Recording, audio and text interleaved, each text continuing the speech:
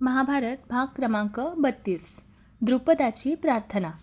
द्रुपद आपल्या अपमानामुळे संतापाने पेटून उठला होता. त्याचा अपमान द्रोणाचार्यांच्या हातून झाला होता आणि त्या वेदनेने तो व्यथित झाला होता.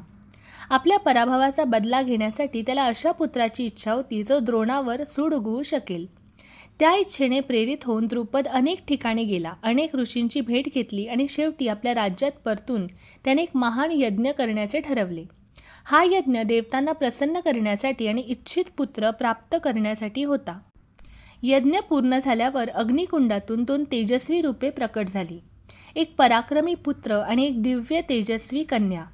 पुत्राचे नाव होते दृष्टद्युम्न, जो जन्मतःच शस्त्रधारी आणि योद्धा होता. द्रोणाचा वध करण्यासाठी नियतीने जन्मलेला.